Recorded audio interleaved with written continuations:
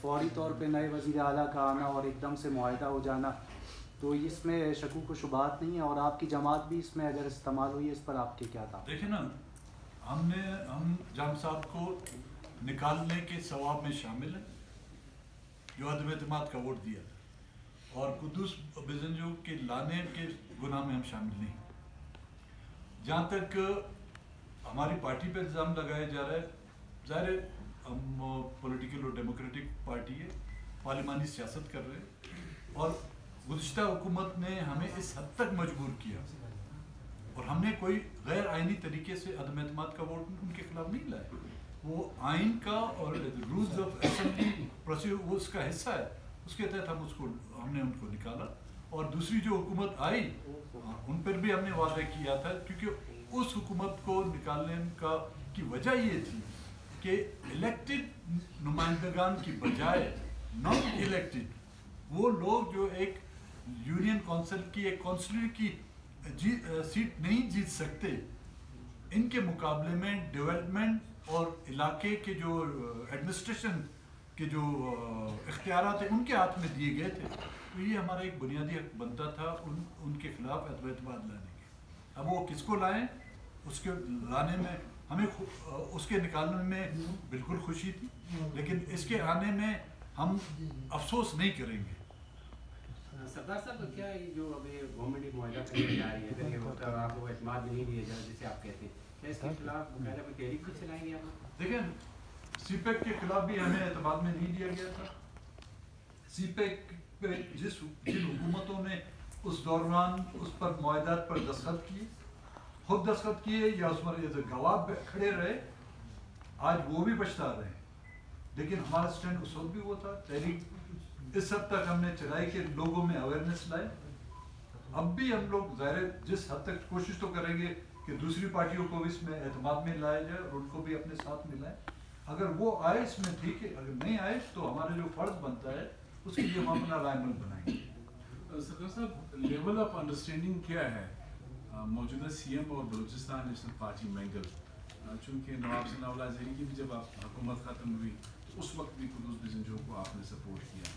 جام کمال ٹھیک ہے، آپ کہہ رہے ہیں کہ اس ثواب کمانے میں آپ شامل تھے، گناہ میں شامل نہیں، لیکن کلیئر بات تو یہ ہے اگر آپ ثواب کما رہے ہیں تو پھر گناہ گار بھی ہیں۔ اگر کوئی وہ یہ بتائیں قدوس بزنجو صاحب اس وقت اگر کوئی بھی ایگریمنٹ کر رہے ہیں تو وہ بی این پی مینگل کو آن بورڈ لینے جا رہے ہیں یا نہیں، کیا گیس کر رہے ہیں؟ ابھی تک تو ان کیمرہ جو بریفنگ دی گئی اس میں تمام پولیٹیکل پارٹیاں شامل ہیں، حکومت میں جو ہیں اپوزیشن میں بھی ہیں۔ جب یہ باتیں جو ڈیٹیلز ہمارے سامنے آئیں تو ہم نے آج آپ لوگوں کے سامنے ایک کلیئر کٹ میسج بھجوایا ہے کہ ہم کسی بھی معاہدے کو نہ سپورٹ کریں گے اور نہ ہی اس کا حصہ بنیں گے۔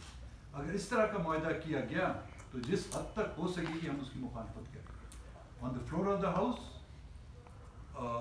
لوگوں کے سامنے، یہاں تک کہ قومی اسمبلی میں بھی جس حد تک ہو سکا ہم اس کے خلاف جائیں گے۔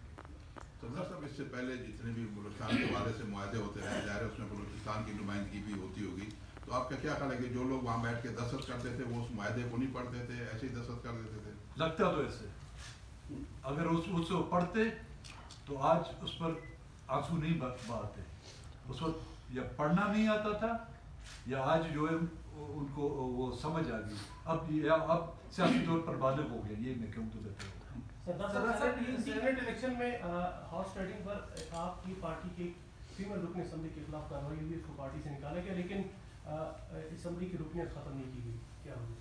دیکھیے، اسمبلی کے کچھ رولز ہوتے ہیں، اگر وہ ہمیں اجازت دیتے تو ہم ان کے خلاف جاتے، کیونکہ فلور کراسنگ کے لیے آپ کو کچھ ایسے ثبوت چاہیے جو الیکشن کمیشن میں آپ کو پیش کرنے ہیں، کیونکہ یہ سیکرٹ بیلٹ تھا، سیکرٹ بیلٹ میں آپ کے خلاف کوئی بجٹ یا فائنانس بل یا نو کانفیڈنس موشن یا کانفیڈنس موشن میں اس طرح کا ہوتا تو شاید ان کے خلاف ثبوت میں ان کو لانے والے، ہم سب کو لانے والے ہماری پارٹی، اور جو کوئی بھی پارٹی کے فیصلے کی خلاف ورزی پہلے بھی کسی نے کی تو ان کے خلاف ایکشن لیا گیا، انہوں نے بھی کسی نے بھی پارٹی کی ابھی بھی خلاف ورزی کی ان کے خلاف ایکشن لیا گیا ہے، تو پارٹی کا رشتہ ان کے ساتھ ختم ہو گیا ہے۔ اب وہ ان پر ہے, وہ ان کا اخلاقی فرض بنتا ہے کہ وہ اس کو رکھیں. سر صاحب یہ بتائیں کہ آپ کی سیاسی بصیرت کیا کہتی ہے؟ سال 2020 کیا الیکشن کا سال کہیں نہیں ہوگا؟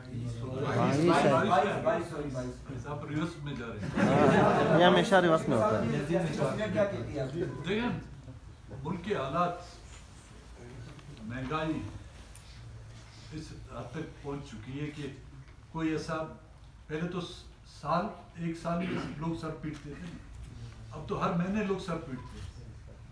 اور جو مہنگائی کا جو ریشیو جا رہا ہے, ایک ہی منی بجٹ میں جو ہے 17% آپ جو ہے انکریز کر رہے ہیں, چاہے وہ اشیاء خوردنوش کی ہوں, چاہے ضروری استعمال کی ہوں, چاہے